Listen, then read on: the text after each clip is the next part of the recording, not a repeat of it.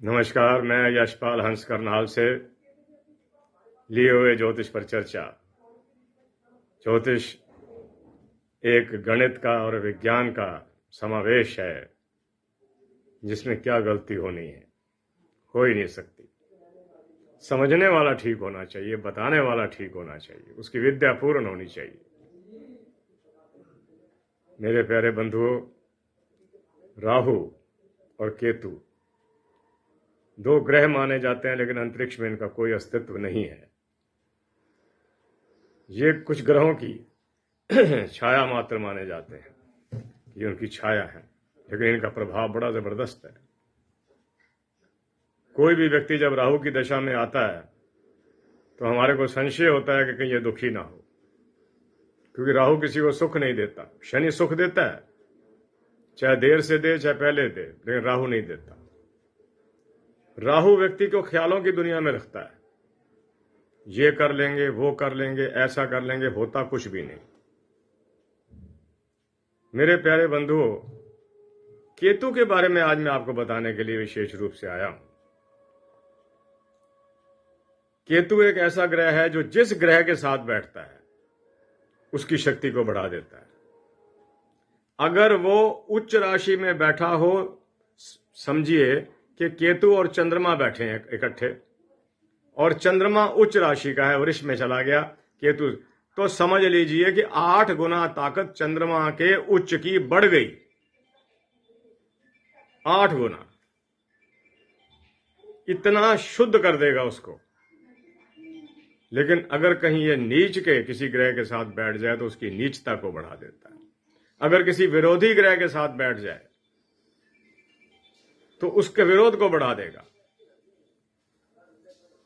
जैसे मैं आपसे अक्सर कहा करता हूं कि शुक्र और राहु अगर इकट्ठे बैठते हैं तो व्यक्ति को दुर्व्यसनों की ओर ले जाते हैं। राहु और शुक्र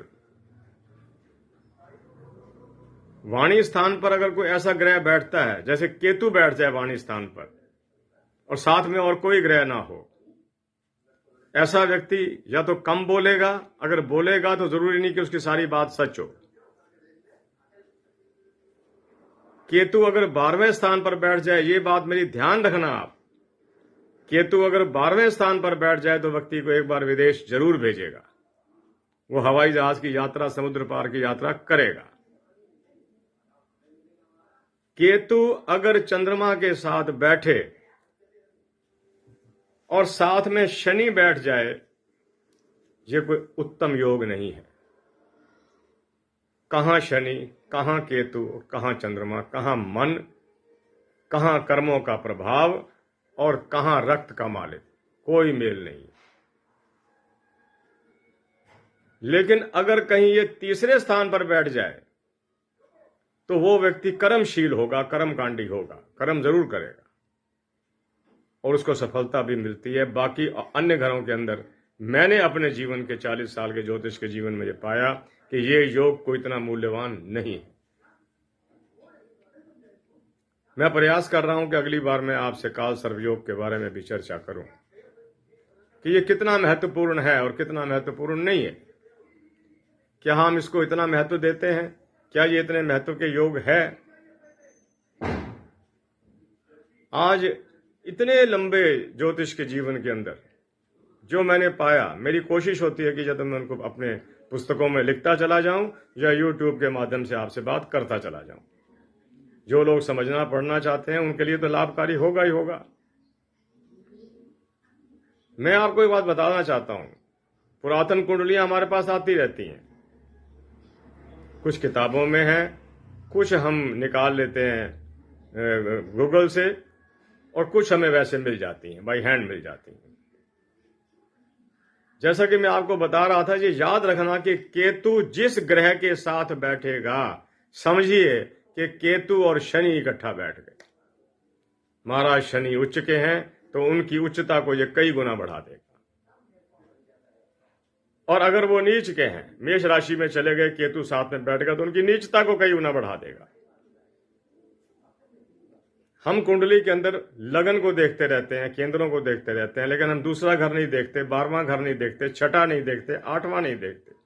ये भी बड़े महत्वपूर्ण है।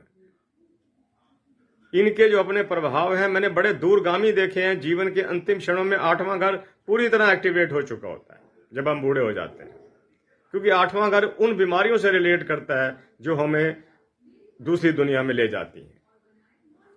मेरे बंधुओं, मेरे मित्रों, आप मुझे सब्सक्राइब करते रहिए। मैं पिछले काफ़ी दिनों YouTube पर नहीं आ सका। मैं कोशिश कर रहा हूं कि मैं इसको प्रतिदिन आपको मिलूं और आपको किसी नई बात से अवगत कराऊं। जैसे मैंने आज अवगत कराया आपको कि केतु जिस ग्रह के साथ बैठेगा उसकी शक्ति को बढ़ा देगा। अगर वो अच्छी स्थिति में दूसरा ग्रह होगा तो अच्छी स्थिति बढ़ेगी, अगर वो बुरी स्थिति में होगा तो बुरी स्थिति बढ़ेगी। मैंने एक देवी की,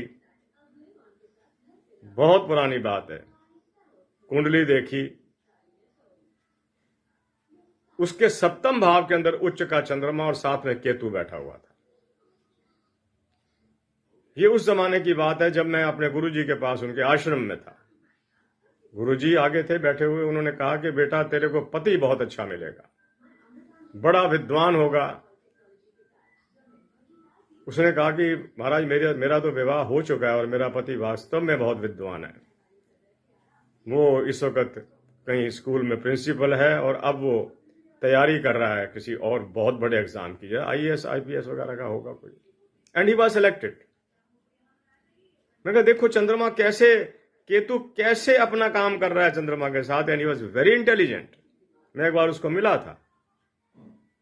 मैंने महसूस किया कि ग्रह तुम गलत नहीं बोलते, तुम ठीक बोलते हो। तो बस इतना ही मैं आज कहने के लिए आया था कि केतु जिस ग्रह के साथ बैठ जाएगा उसकी शक्ति को बढ़ा देगा। अगर वो बुरी स्थिति में होगा तो बुरी शक्ति, अच्छी स्थिति में होगा तो अच्छी स्थिति को बढ़ाएगा। ये एक शास्त्रों का बताया हुआ मत है जिसे मैं बार बार वर्णित कर रहा हूं। इसी के साथ मैं यशपाल हंस करनाल से आपसे आज्ञा चाहता हूं। कुछ लोगों ने मुझे संदेश भेजे व्हाट्सएप के माध्यम से, हम मिलना चाहते हैं। जरूर आइए, मुझे बड़ी खुशी होगी। मैं करनाल सेक्टर 13 में रहता हूं। आप जब आना चाहें, मेरा फ़ोन नंबर तो आपको व्हाट्सएप से मिल जाएगा, वहाँ से ले लीजिएगा। मुझे खुशी है कोई आए, ज्योतिष का फ़ायदा उठाए। और ज्योतिष गणित पर आधारित है, मैं बताता हूँ। ये कोई ऐसा नहीं कि वैसे कह दिया तो कि गणित और विज्ञान दोनों पर आधारित है। तो इसी के साथ मैं यशपाल हंस साहब से आज्ञा चाहता हूँ। ईश्वर आप सबको खुश सुखी रखे, आपकी संतानें आपकी आज्ञा में हों, आपका शरीर निरोग रहे, आपके घर में धन और ऐश्वर्य की कोई कमी ना हो। इसी के साथ जय जगत, जय भारत, नमस्कार।